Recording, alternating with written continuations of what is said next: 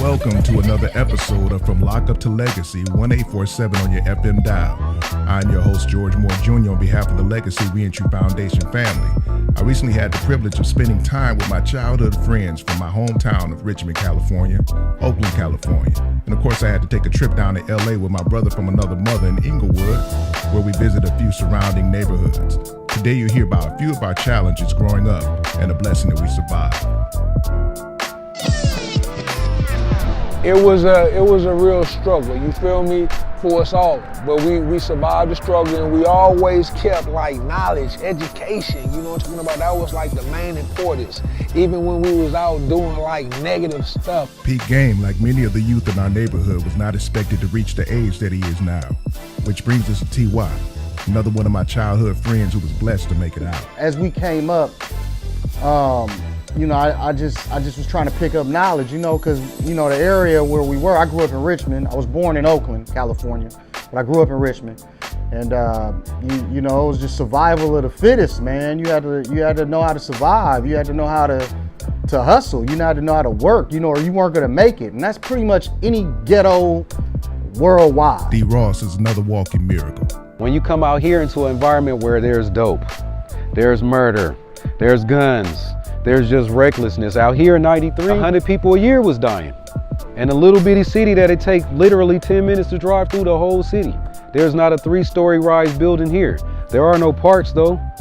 There's nowhere to play. There's nowhere to go. There are no movie theaters, no bowling alleys, there's nothing to get into. This is where the train tracks is and the guns is at.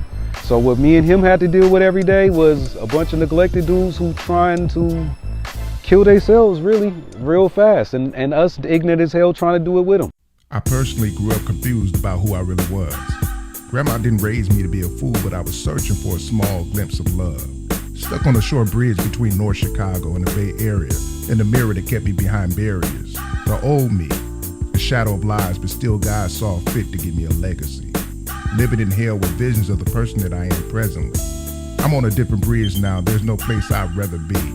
Hoping to prevent violence from people leaving the DOC. Young souls wrongly convicted that somehow look like me. This is not TV. This is the gospel truth that sets dope dealers free when they bend the knee. This is not the Jesus stuck behind 4 walls I just couldn't breathe, knowing that you're more than a broken law and a trumped up felony. My prayer is that we can all go from lockup to legacy. We wasn't innocent, but we was too innocent to be down where we was. We went from El Cerrito down to the bottom of the dungeon, not like up here where we at even now in the 40s. We down in the teens. And the lower you go, the worse it get. Half our friends down there didn't make it back up to the 30, 40 blocks. They're dead, or they're in jail still. We can name them.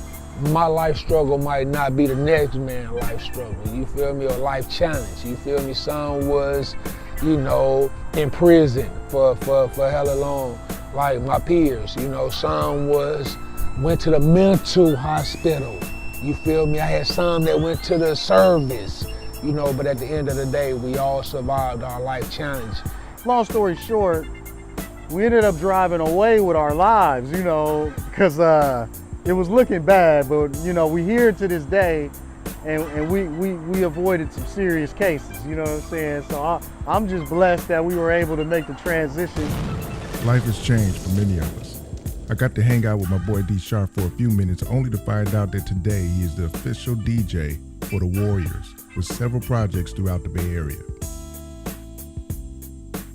T.Y. fulfilled his dream of being a rap artist and was able to work with people that I would listen to on the radio, like Drew Down, Yuckmouth from the Loonies, and more.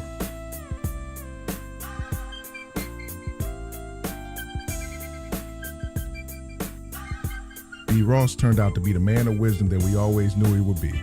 With a beautiful family, several major accomplishments on the music scene, and a unique ability to educate and influence his peers. The Peep Game moved down to Inglewood, LA with several business ventures and the gift of music with a studio in Long Beach. At the end of the day, there's not enough knowledge in this world that could have got us to where we are now. It's only by God's grace that we made it this far. I'm back in my hometown of North Chicago. Another story that will be told, but until then, my next endeavor is to glorify God by telling your story and how you went from lockup to legacy.